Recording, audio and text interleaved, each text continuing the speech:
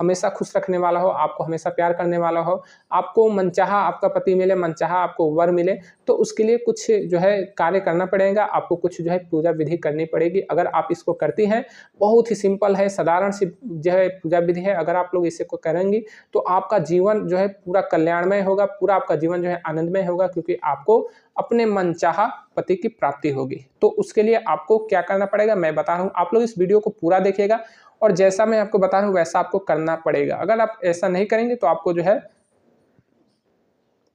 मन चाहे वर की प्राप्ति नहीं होगी। तो इसीलिए मैं जो बता रहा हूँ उसको जरूर से जरूर कीजिएगा। देखिए, सबसे पहले तो आपको अपने घर में, अपने आंगन में या फिर अपने कोई गमले में जो है 2 पौधा लेना है, एक तुलसी का पौधा और एक किसी भी पुष्प का पौधा हो सकता है, चाहे वो चमेली का हो, मोगरा का हो या फिर कोई मधुमालती का पौधा हो, मधुकामनी का पौधा हो, कोई भी पौधा हो आप लगा दीजिए। और उस पौधों को लगाने के बाद जब 2 पौधा आपने लगा दिए, अपने हाथों से लगाइए, स्वयं लगाइए, ठीक है। एक जो है तुलसी का पौधा होगा, दूसरा एक पौधा फूल का होना चाहिए। 2 पौधा जब लग जाए तो आप जो है अपना पूजा प्रारंभ कर सकती हैं। देखिए, इसमें आपको करना क्या है, तो बहुत ही सरल विधि है, कोई आपको बहुत बड़ा इसमें जो है पूजा पाठ, बहुत महंगा पूजा पाठ या फिर बहुत समय वाला नहीं करना है। और हाँ, आप यह पूजा जो है प्रत्येक सोमवार को दिन जरूर से जरूर करना है, प्रत्येक सोमवार को, ठीक है। प्रत्येक सोमवार को जो है जरूर से जरूर करना है और यह कंटिन्यूअस जो है आपको 21 सोमवार जरूर से जरूर करना है, ठीक है। कंटिन्यूअस जो है लगातार आपको 21 सोमवार तक यह पूजा करना है, कम से कम 21 सोमवार जरूर करना है। अधिक से अधिक का इसका कोई जो है दायरा नहीं है, आप चाहें तो आप जीवन भर ऐसे इस तरह से पूजा कर सकते हैं, लेकिन कम से कम 21 सोमवार आप पूजा यह करेंगी, तभी जाकर आपको मनचाहा पति की प्राप्ति होगी। अगर सोमवार के अलावा भी मंगलवार, बुधवार, गुरुवार यानी कि अन्य जो है दिन को भी आपको समय मिलता है तो आप जो है पूजा कर सकते हैं। अन्यथा आपको प्रत्येक सोमवार को दिन यह पूजा जरूर से जरूर करना है, लगातार 21 सोमवार तक यह पूजा करना है। अब यह पूजा कैसे की जाएगी तो मैं आपको बता रहा हूँ, बहुत ही साधारण विधि है। सबसे पहले तो आपको जब ब्रह्म मुहूर्त में उठना है, ठीक है। ब्रह्म मुहूर्त में जब आप उठेंगे तो आपको शौच कर लेना है, उसके बाद स्नान करना है और स्नान करने के बाद जो है आपको उगते हुए सूर्य का दर्शन करना है। उगते हुए सूर्य का जब आप दर्शन कर लेंगे, उनसे जो है प्रणाम कीजिए, उनसे जो है अपनी मन की बात कहिए, उनसे अपने मनोकामना कहिए कि हे सूर्य देवता, है उगते हुए सूर्य, हमारे भी जो है जीवन को उदय कीजिए, हमारा जिससे भी विवाह हो वो जो है हमारे मन के मुताबिक हो, हमारे मनचाहा हमारा पति मिले।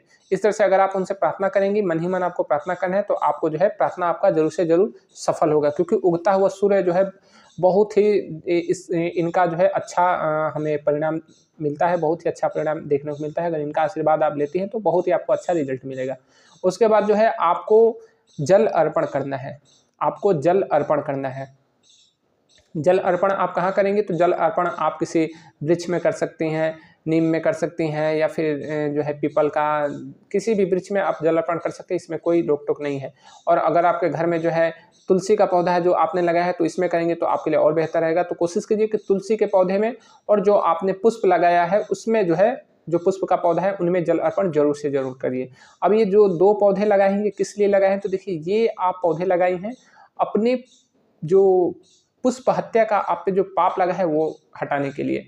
अब आप सोचेंगे कि पुष्प हत्या का पाप क्या होता है, तो अगर आप जो है धार्मिक प्रवृत्ति के हैं तो आपको पता होगा कि पुष्प हत्या का पाप क्या होता है। नहीं पता है तो मैं आपको बता देता हूँ कि पुष्प हत्या जो है, आप पुष्प जो तोड़ती हैं, जो वृक्ष से पुष्प को तोड़ती हैं और ला के भगवान को जो है चढ़ाती हैं, तो ये पुष्प हत्या लगता है। क्योंकि जो पुष्प होता है वो क्या होता है, तो पुष्प जो है ये वृक्ष का संतान होता है, ये पौधे का संतान होता है। जिस तरह से हमारे बच्चे होते हैं उसी तरह से पुष्प जी है, पुष्प जो है वो भी किसी वृक्ष का वो संतान ही है। अगर आप संतान को वृक्ष से अलग करते हैं तो आने वाले समय में आपका भी संतान जो है आपसे अलग हो जाएगा, आपका जो है बहुत ही नुकसान होगा, आपको गंभीर परिणाम भुगतना पड़ेगा। इसीलिए तो पुष्प हत्या जो है जाने अनजाने में बहुत से महिलाएं करती हैं, पुरुषों से भी हो जाती है, लेकिन महिलाएं ज़्यादातर पूजा पाठ करते हैं, तो इसलिए इनसे ये ज़्यादा पुष्प हत्या का पाप लगता है। तो आपको जो है पहले पुष्प हत्या के पाप से जो है बिल्कुल निवृत्त हो जाना है। तो आप जो है जो पुष्प जो लगाए हैं, पुष्प का पौधा और जो तुलसी का पौधा, जितना ये विकास करेगा, जितना ये फूलेगा फलेगा, जितना ये विकास करेगा, उतना ही आपका पुष्प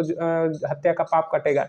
मान लीजिए आपने जीवन काल में 1000 पुष्पों को तोड़ा है, तो अगर आपने जो है 1000 आपके वृक्ष से पुष्प निकल जाते हैं तो वो समझिए कि आपका जो है पाप कट जाएगा। कोशिश कीजिए कि आप जो है अपने घर में, ना सही गमले में, घर में अगर जगह है तो वहाँ पे जो है हर श्रृंगार का पौधा जरूर लगे। अगर हर श्रृंगार का पौधा आप लगाते हैं तो बहुत ज़्यादा इसमें फूल निकलता है, आपको बहुत जल्दी ही जो है पुष्प हत्या के पाप से आप निर्मुक्त हो जाएंगे और साथ ही साथ आपके घर में भी मनमोहक जो है खुशबू रहेगी।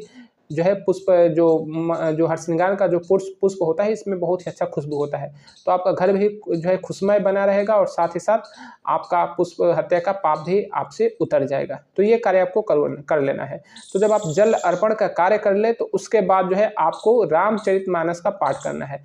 रामचरितमानस में आपको प्रतिदिन अगर समय है तो ठीक है, नहीं तो कम से कम सोमवार के दिन आपको पाठ जरूर से जरूर करना है। और आपको पाठ में रामचरितमानस के पाठ में 11 चौपाई तक आपको पढ़ना है, अर्थ सहित 11 चौपाई तक आपको पढ़ना है। अगले सोमवार को जब यह पाठ करें तो फिर से आपको 11वां चौपाई से आगे जो है 11 चौपाई तक वो फिर से चौपाई पढ़नी है। और नेक्स्ट जब आप सोमवार को दिन यह चौपाई पढ़े तो फिर 11 से आगे जो है आप, यानी कि प्रतिदिन आपको 11 चौपाई का पाठ करना है। ठीक है, इस तरह से आपको पाठ करना है। उसके बाद जो है जब आप भोजन करने लगे तो भोजन से कुछ अंश जो है पंछी भोजन के लिए रख दीजिए। अब पंछी भोजन क्या होता है, तो पंछी भोजन जो है आप पंछियों के लिए जो भोजन निकालती हैं वह पंछी भोजन कहलाता है। अगर आपके घर में गाय है तो गाय के लिए जो है कोई भी जानवर हो तो पहले उनके लिए निकाल दीजिए, पहले वो हो जाएगा। उसके बाद जो है पंछी भोजन जरूर से जरूर निकालना है। अगर आप पंछी भोजन को जो है छत पे रख देते हैं या फिर आंगन में रख देते हैं जहाँ पे पंछी आ जाए, तो देखिए पंछियों का आगमन जब आपके घर में होगा, जब उनको दाना देंगे तभी वो आएगा। तो पंछियों के लिए आप चावल दाना जो भी दो, साथ में पानी रख दीजिए। अगर आपके घर में पंछी आते हैं तो ये बहुत ही शुभ संकेत होता है, बहुत ही अच्छा शुभ संकेत होता है।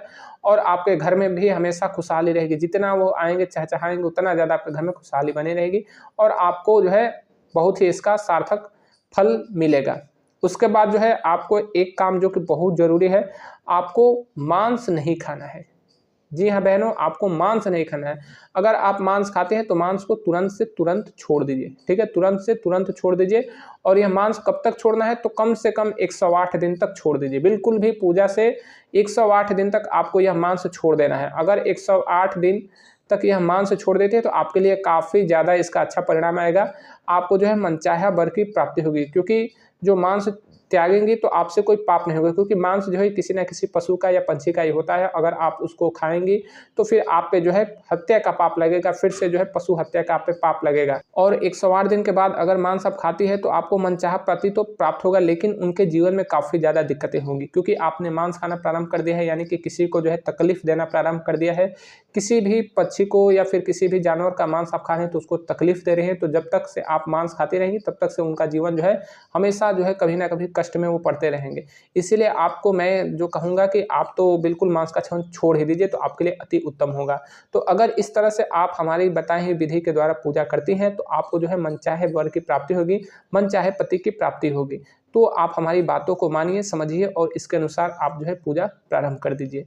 तो भगवान विष्णु और भगवान भोले, भगवान श्री राम आपको जो है मनचाहे वर की प्राप्ति दे और आपका जीवन खुशहाल रहे। जय श्री राम।